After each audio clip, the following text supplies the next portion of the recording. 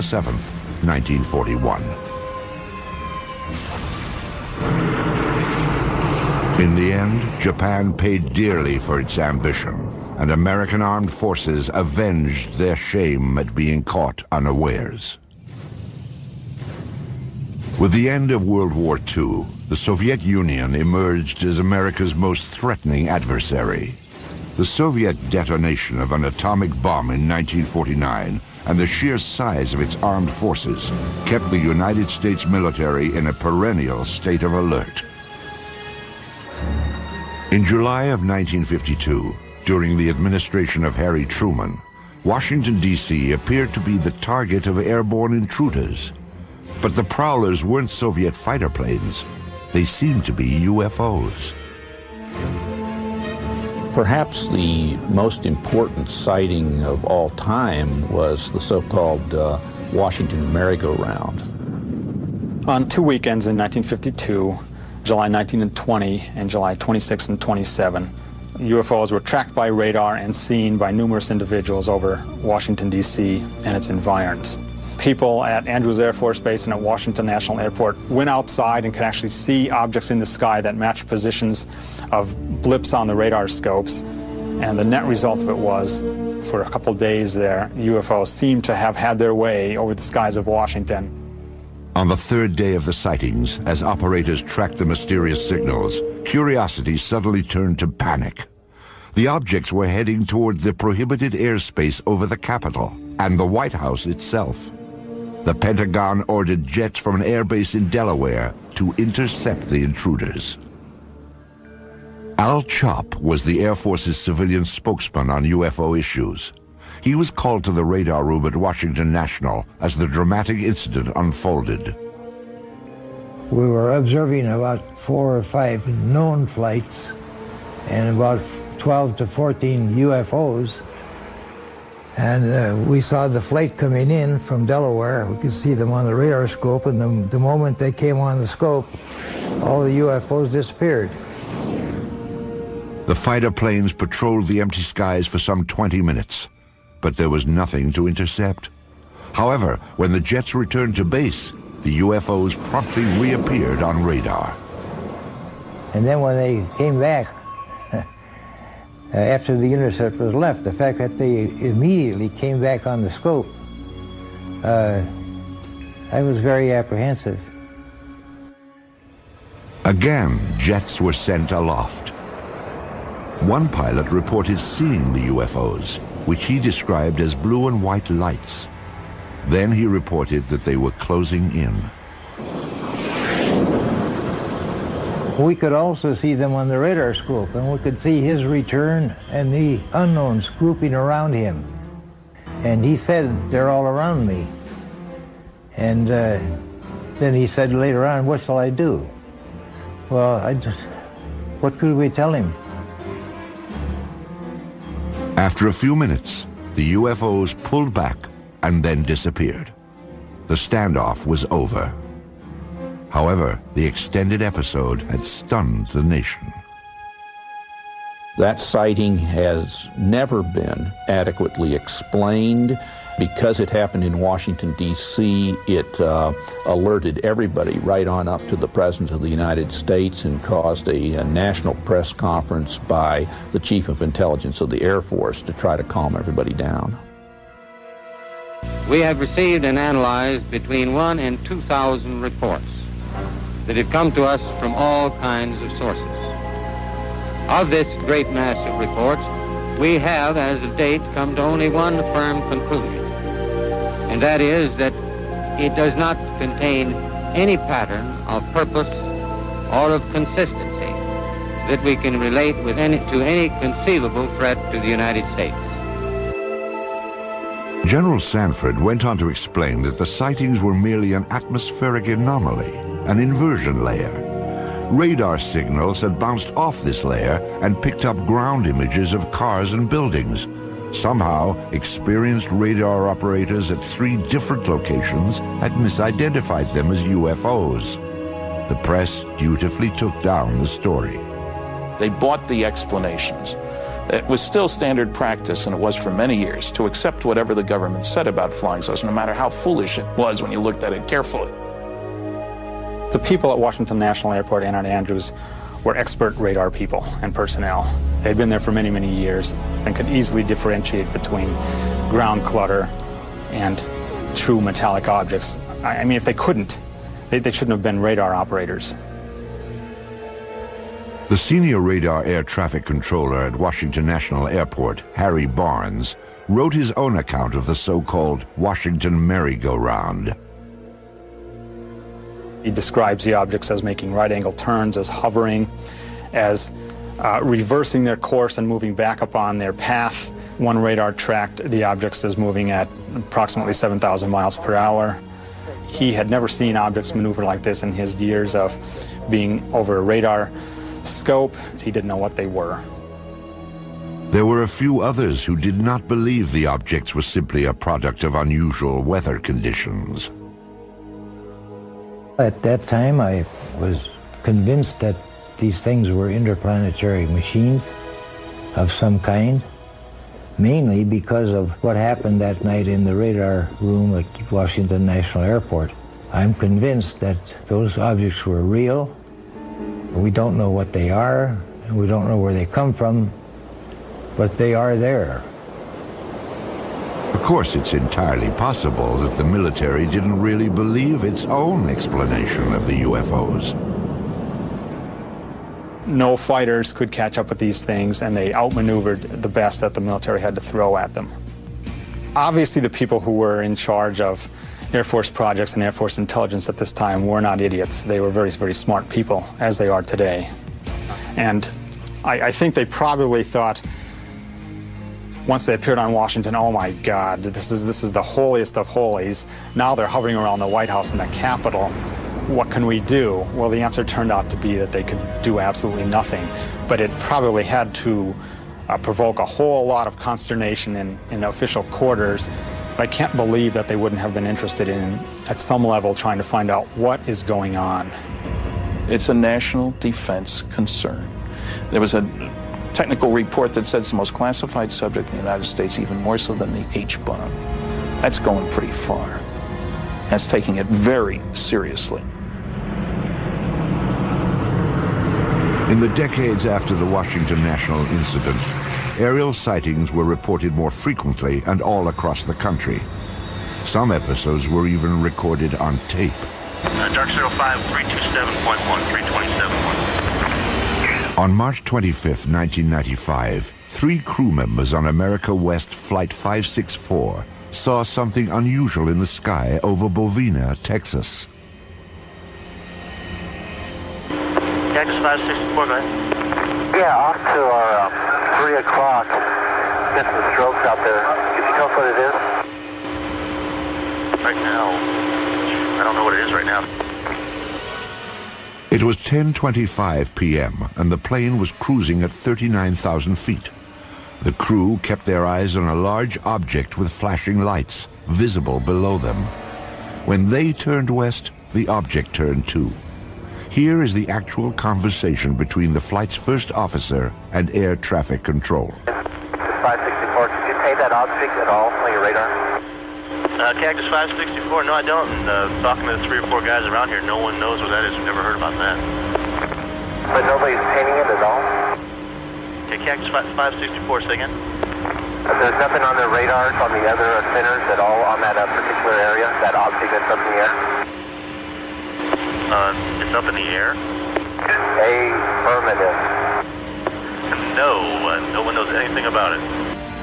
Eventually, the object moved in front of an active thundercloud. When lightning flashed, the crew got a better look. What's the altitude about? I don't know, probably right around 30,000 or so, and it's with a strobe, it starts from going counterclockwise, and the length is unbelievable. The airline crew was seeing something that ground radar was not picking up. Air traffic controllers alerted Cannon Air Force Base in eastern New Mexico to check if military aircraft, or perhaps weather balloons, were known to be in the area. Cannon 21. Cannon, go ahead. Hey, do you guys know if there was anything like a tethered balloon or anything released that should be above tie band?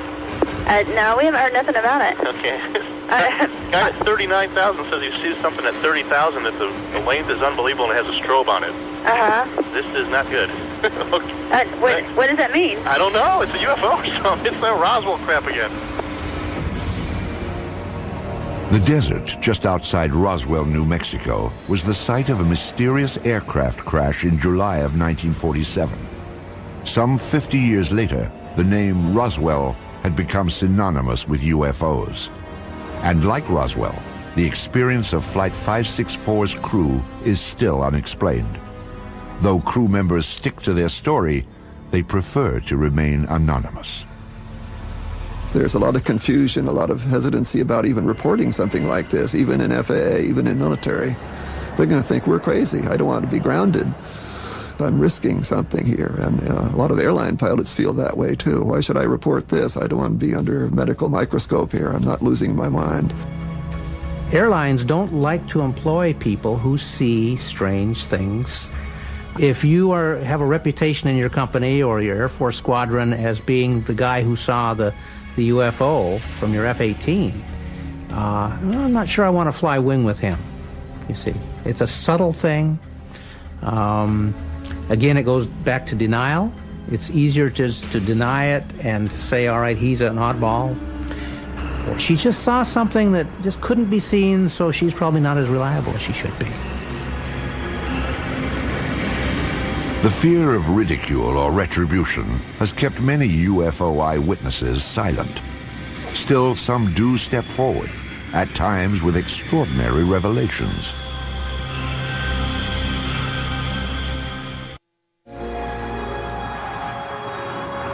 Shag Harbor is a small fishing village on the east coast of Canada. It is a peaceful place where the locals focus on the sea, not the sky. But in 1967, a dramatic UFO incident upended Shag Harbor's quiet ways. It was October 4th, 1967, when two of the townspeople en route to their homes spotted something strange above the tree line.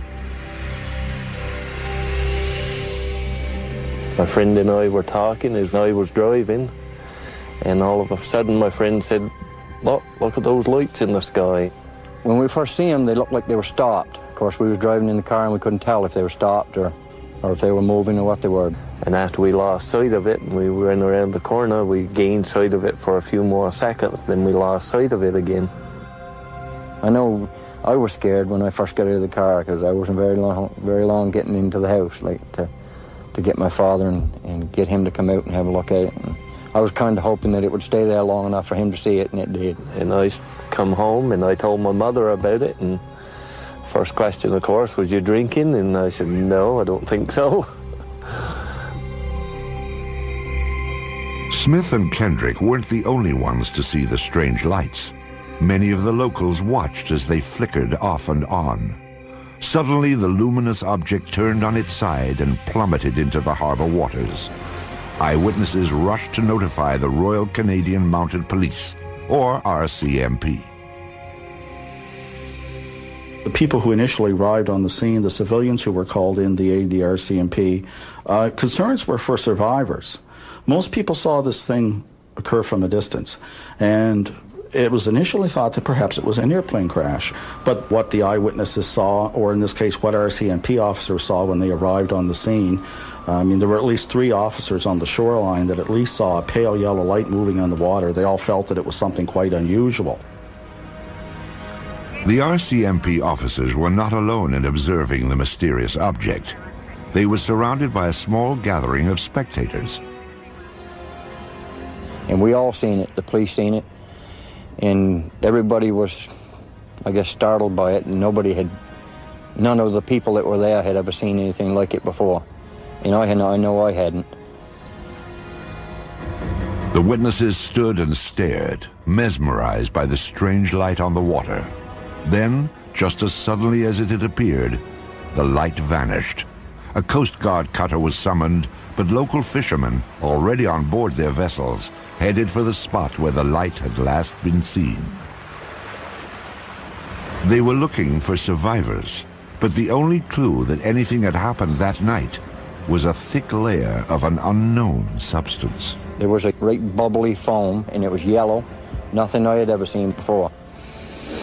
You couldn't smell no odor or anything. And we went about probably 3 lengths of the boat, and we ran out of it. And we turned the boat around, and came back into it, and we ran out of it again. The foam, like the lights, eventually disappeared. When it was obvious there was no further sign of distress, the search ended for the evening. By the following morning, the RCMP had already made contact with nearby military bases. They were hoping to find a reasonable explanation for what they'd seen. There was none. This left the small town of Shag Harbor to become big news. It's a headline story throughout the North American press and beyond. And in that, it was said quite clearly, there were statements made by personnel at Canadian Forces headquarters in Ottawa saying that, yes, indeed, we are searching for the crash of what we believe to be an unidentified flying object. This is one of those rare cases where something indeed real has gone into the water, and it's not an aircraft and it's not space junk. This was an official statement. Canadian Armed Forces clearly stated that the object was officially a UFO. But the question of where it went after hitting the water was still a mystery. Canada's Department of National Defence was determined to find out. Military authorities ordered an underwater search. Within hours of the sighting, a Navy diving team was bobbing off the shores of the tiny fishing village, scanning the harbor bottom for debris. Meanwhile, Shag Harbor residents were stunned by what was happening in their small town. Those who had been the first to witness the lights were quickly gaining notoriety. Everybody teased me a lot about seeing Martians and all this stuff, but I believe I see something. I did see something, there's no question about that. And what it was, that I don't know, but it was something. It was definitely something. The people of Shag Harbor had no expectations. Roswell, although it occurred in '47, did not become, a story and a case until almost into the '80s, at least until '78. And they weren't influenced by that. Shag Harbor stood alone. Nothing was found during the Navy's 3-day vigil. On the 8th of October, the search was canceled. Media interest began to wane, and life in Shag Harbor settled back to normal. But researchers now claim there is more to this incident than originally revealed. 26 years later, the case was re-examined and unofficial information began to emerge. The men from the original Navy diving team were the first to talk, and what a story they had to tell. These men are claiming that there was a second operation, and their story has been corroborated by other Armed Forces personnel, that this UFO did not stay in the Shag Harbor area, but got away under the water and went up the coast and came to rest near Government Point. Now, at Government Point, you have a secret base. In those days, it was an American base on Canadian soil. To have an unidentified craft of any type sitting very near this facility and on some of their detection equipment would be a matter of extreme concern. The Shelbourne military base at Government Point is now closed. But at the time of the sightings, it was a first line of defense against Soviet threats. Here, American forces monitored for submarine activity using a sensitive underwater grid. According to the unofficial story, an object triggered the detection device and a flotilla of Navy vessels responded. From our best information, 6 to 7 ships camped over the object for about a week, keeping an eye on it. Divers went down on it.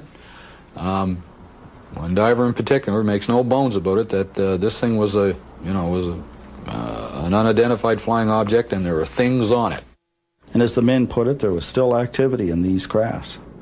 And they're absolutely certain that it was nothing from this earth, that it was a UFO. So this does go beyond the official record by quite a stretch. According to researchers, other eyewitnesses have come forward, making this story difficult to dismiss.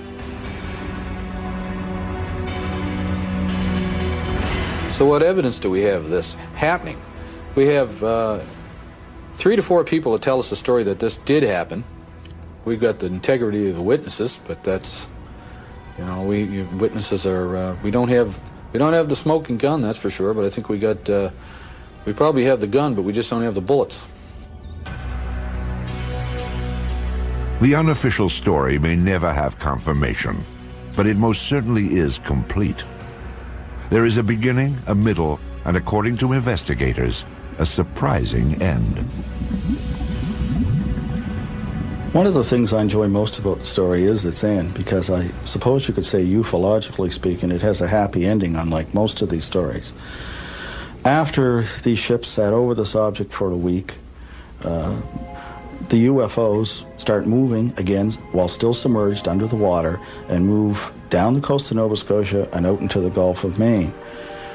Once in the Gulf of Maine, they surface and fly away. This was a genuine UFO event. And what does that mean? Yes, it was an unidentified flying object, but beyond that, it means that it's nothing conventional. There are certainly aspects of this that you cannot explain or explain away. There is another episode involving a top-secret base, but this time, a high-ranking officer did come forward and sound the alarm when UFOs penetrated secure military airspace.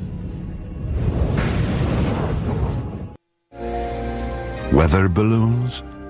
Swamp gas? A flock of birds? The planet Venus? These are some of the UFO explanations proposed by the military over the years. Ironically, some of the most unusual UFO episodes have been reported by military personnel, perhaps because they are trained to carefully observe their surroundings. Or maybe there is something on military bases that is of interest to UFOs.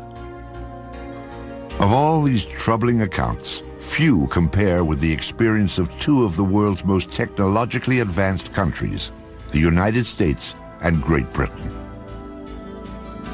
This was Bentwaters Air Force Base, located 140 miles north of London. The Rendlesham Forest stands just outside the base.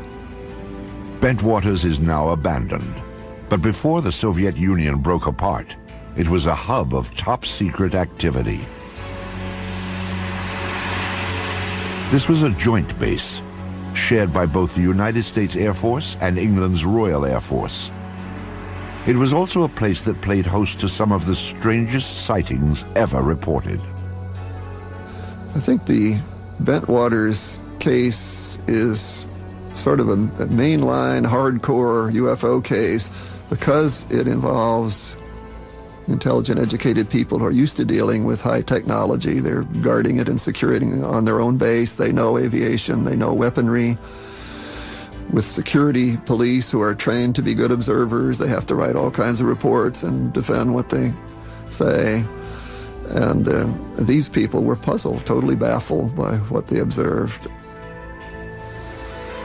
During the Cold War, Bentwaters was the largest tactical fighter wing of the free world.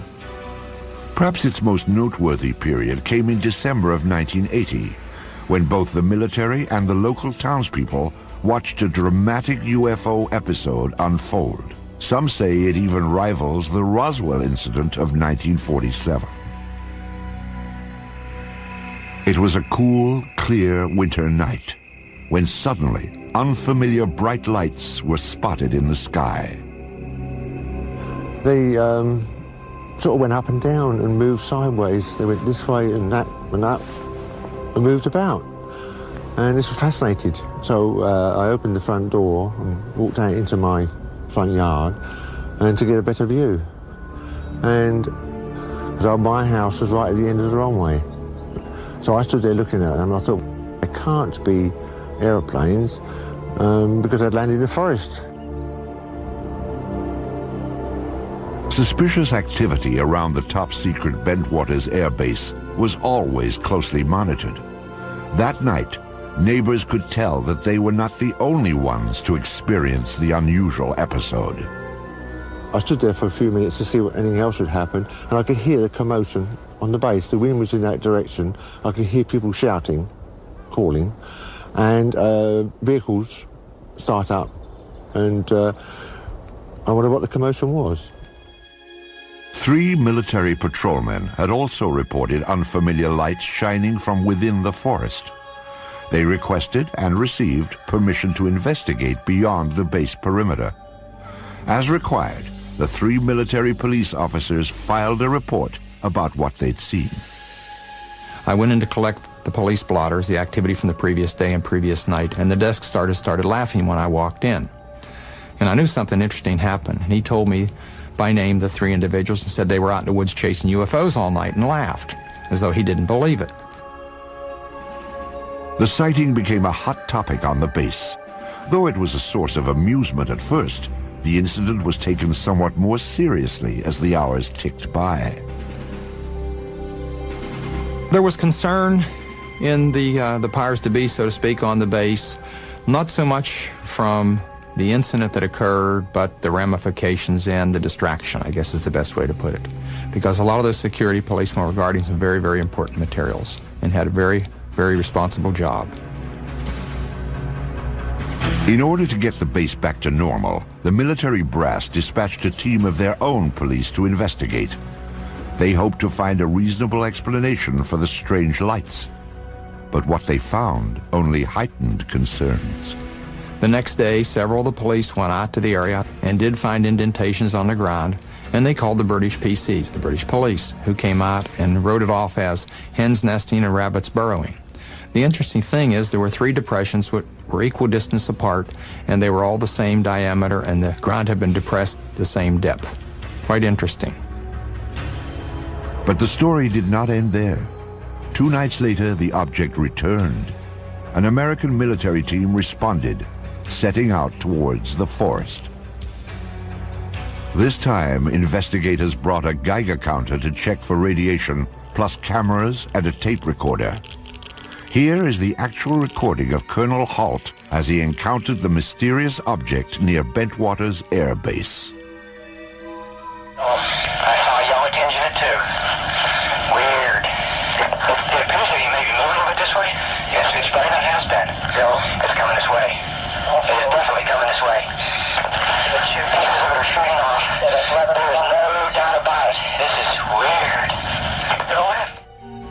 Suddenly the object, the red object, started dripping like molten metal, just like coming out of a crucible. It dripped for, I would say, several minutes and suddenly exploded. There was no sound, just the poof, and broke into multiple white objects, and they all disappeared. Well, we were very puzzled at that time. We really didn't know what to think. In the forest, the military squad detected some unusually high radiation levels. However, they found no other evidence to explain the situation. Then, the team observed a stunning display of lights in the northern sky. The dazzling lights proved to be a mere prelude to the stunning object that appeared in the southern sky. Suddenly, the object to the south approached at very high speed, stopped, I would say, a quarter, half mile above us, I can't really tell for sure, and sent down some type of a beam that fell right at our feet. It wasn't like an ordinary light that fans out. This came down straight like a laser beam. Illuminated the ground, a small circle, 8, 10, 12 inches in diameter, probably for about, I'd say, 10 seconds. Well, I was very concerned then. Are we getting a signal? Are we getting a warning? Or was this some type of a weapon that hadn't gotten us yet? Just as suddenly as it appeared, it clicked, disappeared. 3 hours later, the UFOs were gone, but mass confusion had taken their place. We were sure nobody would believe this, and I say we were all thinking, wow, how are we going to cover this up? You know, what are we going to tell people? We can't tell the British. We can't go back and tell our bosses. They'll think we've all been out here in the woods drinking or something, which wasn't true, but there was great concern. At the risk of ruining his reputation, Colonel Halt reported the incident to a superior officer the next day. He then turned in his audio cassette from the night before. After a staff meeting, the officer asked Colonel Halt to discuss the matter with the British liaison. The liaison was out of town, so Halt wrote a memo. I wrote a memo which has become somewhat public, I guess, and kind of cleaned it up a little bit and abbreviated what happened. Later in the night, a red, sun-like light was seen through the trees. It moved about and pulsed. At one point, it appeared to throw off glowing particles, and then broke into 5 separate white objects, and they disappeared. I expected a phone call or somebody to drop around to see me real soon. Nothing happened, and nothing happened. You know, days turned into weeks, and I kept asking, well, you know, is there any interest? And finally, it just became a non-issue. Bentwater's commanders were content to let the matter drop, or so it seemed. But subsequent events would suggest that both the British and the American military regarded the incident at Bentwaters with the utmost gravity.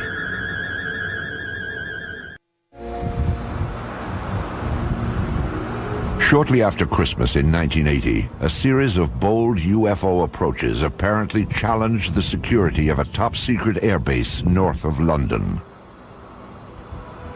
Lieutenant Colonel Charles Halt, Deputy Base Commander of the Joint American-British Outpost, was among the eyewitnesses. However, his reports to other Bentwaters officers elicited no response. Still, there is evidence that the incident was not ignored. Indeed, far from it. The local townspeople were among those who noticed a change around Bentwaters. I had customers come round to my garage who were military men. I asked what was going on, and they said, well, they weren't allowed to say. And I had 1 or 2 officer customers, and I asked them, and they weren't allowed to say either. I don't know why. British UFO researchers Dot Street and Brenda Butler attempted to interview eyewitnesses, but were barred from the base. They didn't say it was a UFO. They said something had happened in the forest. And when we came down and we actually tried to interview people, we were just stopped. A breakthrough came for the UFO investigators when military personnel began to reveal a bizarre story that included more than just the sighting. They claimed an alien craft controlled by extraterrestrials landed in Rendlesham Forest and made contact with American officers. These curious reports have been ignored or denied by government and military officials. Despite this dismissive reaction, some say that the armed forces were keenly interested in the events at Bentwaters. People did investigate. They did it from an arm's length. I was never formally debriefed, and I can't, to this day, can't believe that. I do believe some people crept around the base, so to speak. I do believe there were multiple agencies with a great deal of interest that probed discreetly. I can't explain. I've had people indirectly approach me trying to pry information out and find out what was going on. Military officials offered only conventional explanations for the extraordinary reports. Among them, that a satellite had fragmented as it re-entered the Earth's atmosphere. I can't rule out that a satellite didn't fall or a portion of a satellite didn't fall in that area, but how would one account for the object moving through the trees? And the objects in the sky, they did not fall down. They stayed in the sky and moved about in sharp angular patterns, and there were 3 of them. And indeed, it does seem that some space debris did come through at around about the time concerned. But it should be remembered, of course, that the Bentwaters incident occurred over a series of nights. Another explanation for the sighting was refraction of the beam sent out by a nearby lighthouse. Clearly, something extremely unusual happened. The skeptical explanation that it was the lighthouse light reflecting strangely through the woods doesn't make any sense, because why hadn't they encountered that problem before or since? If it's this lighthouse, the atmospheric conditions would have been such that at some other point it would have happened, but it never did. So you have something going on there that is inexplicable in the mundane. You've got very credible people who are charged with guarding a facility who cannot explain it. And if these people are incompetent, we'd better get them out of there. But none of the military personnel said to be involved were removed from the base. And publicly, it seemed both American and British officials were not anxious to pursue the matter any further. The corporate view of the British Ministry of Defence about the Bentwaters case is simply that the case was looked at the time and was not judged to be of any defence significance. Well, I've not seen that borne out by any analysis. It certainly seems to be an example of bureaucracy gone mad if you have something like this happen and people blandly say it's of no defence significance. Years later, the official position concerning the Bentwaters incident was revisited. This time it was brought before Parliament by no less than a former British Chief of Defence, Lord Hill Norton. Either the Americans, and indeed the deputy base commander, were hallucinating, or they believed that something had landed there, and they had taken photographs and records of it. In either event, it must be of interest to the defense of the United Kingdom. Despite such pronouncements, the military kept quiet about the incident at Bentwaters. Oh, there's no doubt in my mind there was some type of a cover-up. And I think there were some misleading stories put out. Somebody didn't want the general public to be aware of what had happened. Some 2 decades later, all physical evidence supposedly gathered during the incident is missing. No photographs have been found, although 3 separate search teams took pictures. And the military has no comment about the Geiger counter's high radiation readings in Rendlesham Forest. Perhaps the incident at Bentwaters Air Base in December of 1980 will never be fully explained. However, those who were directly involved have reached their own conclusions. I think something totally out of the ordinary happened, something that we don't have an explanation for, and I'd certainly like to have one. Have we been visited? Perhaps. There certainly was some type of intelligent control over what we saw. I don't think there were little green men on board or whatever, and I really can't explain it. I'm firmly convinced there was some type of intelligent control. The baffling episode at Bentwaters is but one on a long list of sightings that seem to merit an in-depth and impartial investigation. Some of the most credible of these reports point to UFO penetration of sensitive defense installations.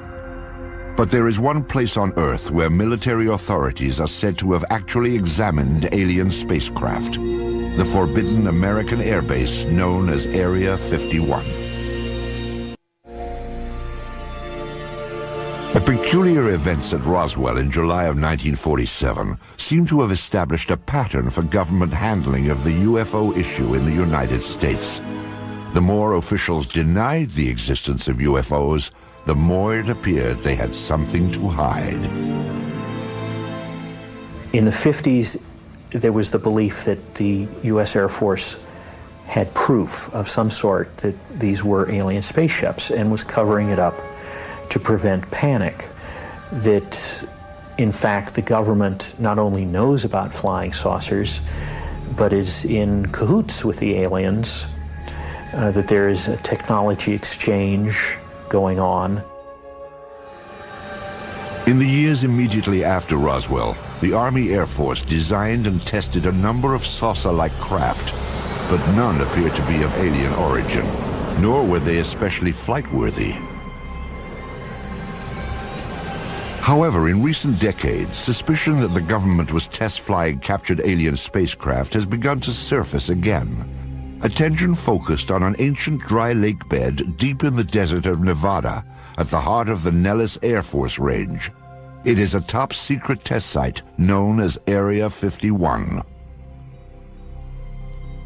There's a new body of folklore growing up around UFOs, and this is associated with Area 51, which is part of the Nevada test site. And the story is that flying saucer technology is being tested and flown in extraordinarily advanced aircraft that are being developed there. There doesn't seem to be any question that there are extraordinarily advanced aircraft being test flown there, and this has been going on for some years. Area 51 was the development site used for the F-117 stealth fighter. U.S.-operated MiGs have flown from that area. These are extraordinary vehicles, and if you had seen, say, an F-117 in flight before it had been publicized, you would not have known what to make of it. It would have been a UFO in a very real sense, an unidentified flying object. The stealth fighter is truly an incredible aircraft which few could even dream of in the 1970s. To observers near Area 51 at that time, it would have appeared surprisingly alien and worthy itself of a flying saucer report. What's really interesting is that as long ago as 1947, people were reporting the boomerang-shaped UFO, which now looks very much like what is being flown as part of the stealth technology. It is interesting that certain kinds of aircraft that undeniably exist look very much like what people reported as UFOs for many years. Some believe that the source of such technology is alien. If it is, then many trace the source back to Roswell in 1947 and the government's supposed cover-up of the spacecraft that crashed there. The sensational UFO stories associated with Area 51 have made this remote site a mecca for the curious. Visitors to this spot are monitored from the restricted airspace above and by ground vibration sensors that detect their unwelcome approach. The surrounding mountaintops hold still other devices that scan for any movement below. Once they are alerted, private security forces move in to discourage the curious from getting closer. For those who defy these measures, trying for a glimpse inside, there is one last chilling warning. Deadly force will be used if you come any closer. Persistent rumors about alien technology prompted the investigative arm of Congress to reopen the Roswell case in 1994. The General Accounting Office, or GAO, searched for all records related to the events of 1947 and then issued a report on their findings. The General Accounting Office report is brief, like most of their reports, and it simply describes what they did to try to discover what happened at Roswell, which was contact the usual suspects, the CIA, the FBI, the National Security Agency, and so forth, and ask if they had information on Roswell, and ask to see certain records there. But essentially, they couldn't find any documents on Roswell at all, period. In fact, the GAO revealed that every document relating to Roswell had been destroyed illegally. When you really look carefully at the phenomenon, there's no question that some UFOs are alien spacecraft, that some government officials have known this since 1947, and this is the biggest story of the millennium. Also, I think we need a new generation of journalists who will give this story the attention it deserves. If we spent 1/10 the effort that was spent on Monica Lewinsky on getting to the truth about flying saucers, we all know what was going on in 6 months. Who was responsible for destroying the Roswell papers? No one has yet been named. But now the years are passing, and those who hid the truth about UFOs may never be identified. Perhaps the more important question is, what were they trying to hide?